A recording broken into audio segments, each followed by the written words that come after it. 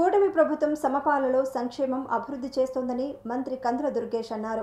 59 మందికి 29.72 లక్షల రూపాయల విలువైన సీఎంఆర్ఎఫ్ చెక్కులు, ఎల్ఓసి పత్రాలు పంపిణీ చేశారు. ఇప్పటి వరకు నిడదవోలు నియోజకవర్గంలో సీఎం సహాయ నిధి కింద 294 మందికి 2.44 కోట్ల లబ్ధి చేకూర్చామని మంత్రి వెల్లడించారు. సూపర్ 6 సూపర్ సక్సెస్ అయిందని, పెన్షన్ల పంపిణీ, ఉచిత బస్సు ప్రయాణంపై మహిళలు, అన్నదాత సుఖీభవతో రైతాంగం సంతృప్తిగా ఉన్నారని స్పష్టం చేశారు. 25 నుండి కొత్త రేషన్ కార్డుల పంపిణీ ప్రక్రియ ఉంటుందని, నిడదవోలును సమగ్ర అభివృద్ధి చేసేందుకు కట్టుబడి ఉన్నామన్నారు. కూటమి ప్రభుత్వంపై ప్రతిపక్షం చేస్తున్న దుష్ప్రచారాన్ని మంత్రి ఖండించారు. 58 సీఎంఆర్ఎఫ్ చెక్కులు, 27,72,186. అదేవిధంగా ఎల్ఓసి ఒకటి, అది 2 లక్షల రూపాయలు, వెరసి 29,72,186 రూపాయల చెక్కులు పంపిణీ చేసి జరుగుతుంది.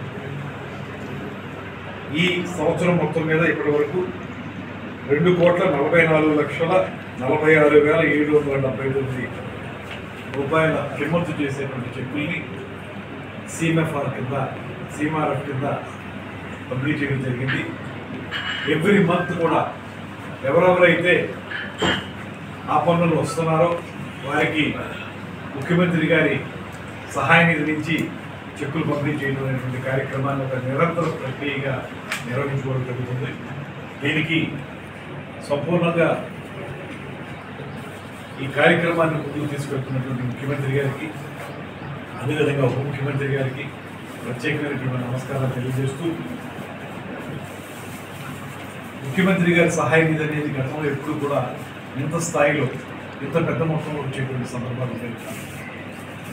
అలాంటిది ఈ ప్రభుత్వం, కూటమి ప్రభుత్వం అధికారంలోకి వచ్చిన వెంటనే, వచ్చిన దగ్గర నుంచి కూడా ఎవరైతే ఆరోగ్యం పట్ల ప్రత్యేకమైనటువంటి కార్యక్రమాలు చేపడుతున్న వారు ఉన్నారో వారికి అవసరమైన విధంగా వారు అడిగినంత మేరకు వారికి సహాయం అందించేటువంటి కార్యక్రమాలు చేపట్టడం జరుగుతూ ఉంది. ఇంత పెద్ద మొత్తంలో చెక్కులు రావడం కూడా ఈ కూటమి ప్రభుత్వం ఉచితంగా జరుగుతున్నటువంటి మాట కూడా బయటపడుతుంది. ఇలాంటి మంచి కార్యక్రమాలు చేస్తున్నటువంటి కూటమి ప్రభుత్వం మీద రాళ్ళు వేయడానికి, దుమ్ము వేయడానికి ప్రతిపక్షం, వారికి ప్రజల్లో పెద్దగా మద్దతు లేకపోయినా, అదేవిధంగా శాసనసభ్యులుగా వారి యొక్క సంఖ్య చాలా పరిమితంగా ఉన్నప్పటికీ కూడా వారు అవాకులు చవాకులు పెరుగుతున్నటువంటి సందర్భాన్ని మనం చూస్తాం. ఈ మధ్యకాలంలో ఈ పింఛన్లకు సంబంధించినటువంటి ఏవైతే ఉన్నాయో వాటికి సంబంధించి జెన్యూన్గా ఉండేటువంటి వాళ్ళని ఎక్కడా మిస్ అవ్వకూడదు. అదే సమయంలో అనర్హత ఉన్న వాళ్ళని ఇవ్వకూడదు. వారికి అనర్హులకు ఇవ్వడం ద్వారా అర్హులు కోల్పోతున్నారు వచ్చే విధానానికి అనేటువంటి ఆలోచనతో కొంత సర్వే చేసి కొత్తగా ఈ కార్యక్రమాన్ని చేపట్టడం అనేటువంటిది అర్హులైన ప్రతి ఒక్కరికి కూడా శాచ్యురేషన్ కాన్సెప్ట్లో, అంటే ఎవరైతే ఎలిజిబుల్ ఉంటారో వాళ్ళందరికీ కూడా కుల మతాలకి సంబంధం లేకుండా, పార్టీలకు కూడా సంబంధం లేకుండా శాచ్యురేషన్ కాన్సెప్ట్లో పెన్షన్లు అందజేయాలనేటువంటి మాటని స్పష్టంగా ప్రభుత్వం తీసుకుంది, ముఖ్యమంత్రి గారు తీసుకున్నారు. ఆ ప్రకారమే ఇప్పుడు అనర్హులు తొలగించి అర్హులకు ఇవ్వాలనేటువంటి కార్యక్రమాన్ని చేయాలి. దీన్ని ఏదో రకంగా బురద జల్లాలనే కార్యక్రమాన్ని ప్రతిపక్షం చేయాలి. అయినప్పటికీ కూడా మేము కూడా ఒక మాట చెప్తా ఉన్నాం, ఎక్కడైనా సరే అర్హులైన వారికి పెన్షన్లు మిస్ అయ్యి మాకు రావాల్సి ఉండగా మాకు తీసేశారనేటువంటి భావం మీకుంటే దానికి ఒక యాప్ కూడా ఏర్పాటు చేసాం. దాన్ని మీరు అప్లై చేసుకోవచ్చు. మళ్ళీ దాన్ని రెక్టిఫై చేసి మీరు నిజంగా అర్హులైతే మాత్రం 100% మీకు మళ్ళీ ఇచ్చే కార్యక్రమాన్ని కూడా చేస్తాం. ఇది చాలా స్పష్టంగా, పారదర్శకంగా ప్రజలకి ఉపయోగపడాలనేటువంటి ఆలోచనతో చేస్తాం.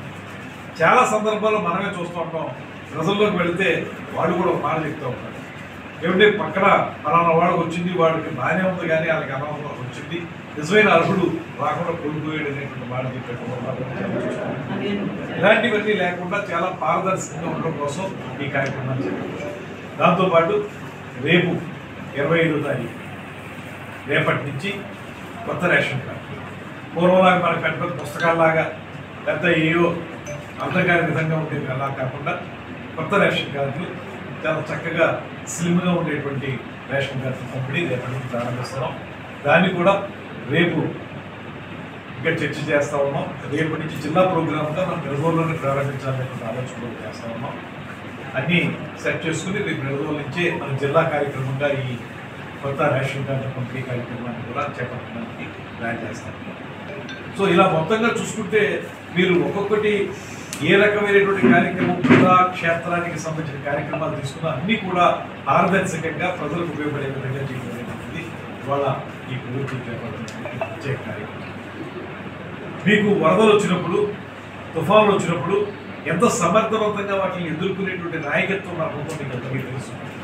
హుదూద్ తుఫాన్ కానివ్వండి, తిత్లీ తుఫాన్ కానివ్వండి, అన్నింటి సందర్భాల్లో ముఖ్యమంత్రిగా చంద్రబాబు నాయుడు గారు ఆ రోజుల్లో ఎలాంటి చొరవ చూపించారో, ఏ రకంగా ప్రత్యేకమైన కార్యక్రమాలు చేపట్టారో అందరికీ తెలుసు.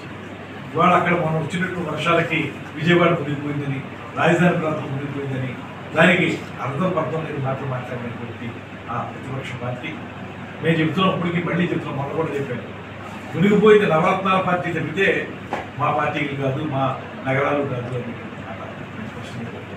ఎక్కడన్నా నిజంగా ఇబ్బంది ఉంటుంది, లేకుండా ఉండదు. ఎక్కువ వర్షాలు ఉన్నప్పుడు కొంత ఇబ్బంది వస్తే దాన్ని ఎంత సమర్థవంతంగా ఎదుర్కోవాలో అలాంటి యంత్రాంగాన్ని నడిపించేటువంటి నాయకులు మాకు అందువల్ల అటువంటి ఇబ్బంది ఉన్నా మేము దానికి బయటపడగలం, ప్రజలకు ఉపయోగపడగలం. ఇవాళ మీకు సూపర్ 6లో చేసిన ప్రతి ఒక్క కార్యక్రమాన్ని ఒక్కొక్కటిగా అమలు చేస్తాం. మీరు చెప్పారు ఆ రోజున ఎన్నికలకు ముందు, 2019 ఎన్నికలకు ముందు మీరు ఏం చెప్పారు?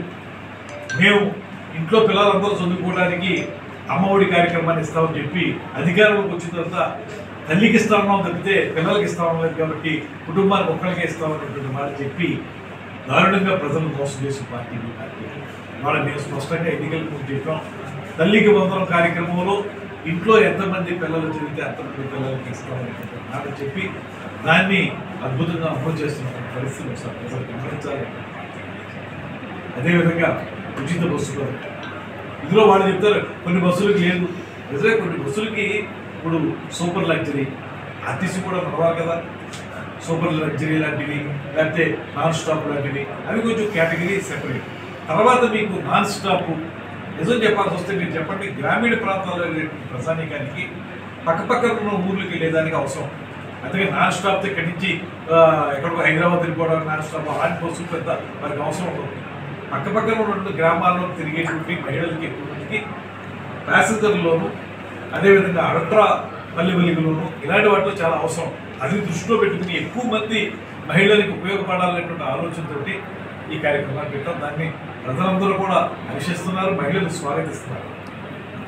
అలాంటి సందర్భంలో వీళ్ళు ఊరికే ఏదో బురద జలాలనేటువంటి ఆలోచనతో చెప్పే మాటలు తప్పితే మీరు ఏనాడైనా ఉచిత బస్సు పథకాన్ని ఏర్పాటు చేయాలి లేకపోతే దాన్ని ఈ రాష్ట్రంలో అమలు చేయాలనేటువంటి ఆలోచన మీరు చేశారా? ఏనాడు చేయలేకపోయారు. అదేవిధంగా అన్నదాత సుఖీభావ కార్యక్రమం ఇవాళ రైతులందరూ కూడా చాలా ఆనందంగా మాట్లాడారు. ఎందువలనంటే మీరు ఆ రోజుల్లో మీరు ఇస్తానన్నటువంటి అమౌంట్ ఇవ్వకుండా కేంద్ర గుర్తు వచ్చేదాంతో కలుపుకుని మీరు చెప్పేసి నేను చెప్పిన 12,000 13,000 వస్తుందనేటువంటి మాట చెప్పారు. ఇవాళ అలా కాదు, కేంద్ర ప్రభుత్వం 6,500 ఇస్తున్నా కూడా 13,500 మేము కలిపి దానికి సంబంధించి 20,000 సంవత్సరానికి రైతుకి ఇవ్వడానికి ఈ ప్రభుత్వం ముందుకు వచ్చింది. ఎంత భారం ఖజానా మీద పడుతుంది, అయినప్పటికీ కూడా ఆ భారాన్ని మీరు తీసుకుని ప్రజలకి రైతులకి ఉపయోగపడాలి. ఆ రోజు మీరు జనాన్ని తగ్గించడానికి, రైతులకు ఇచ్చేదాంట్లో తగ్గించడానికి మీరు చేసింది ఏంటి? కులాన్ని కూడా కలిపారు. కొన్ని కులాలకేమో కొన్ని కులాలకి ఇస్తామనేటువంటి మాట చెప్పారు. ఈ ప్రభుత్వం గట్టిగా నమ్ముతుంది రైతు అనేది ఒక కులం. రైతుల్లో మళ్ళీ కులాలు చూడకూడదు. కౌలు రైతు అంటే కౌలు రైతు అంతే, మామూలు కూసుకోబట్టే కూసుకో. అలాంటి ఆలోచన చేసి ఇవాళ కుల మతాలకు అతీతంగా ప్రతి కౌలు రైతుకి కూడా ఈ అన్నదాత సుఖీభావం, పిఎం కిసాన్ వికాస్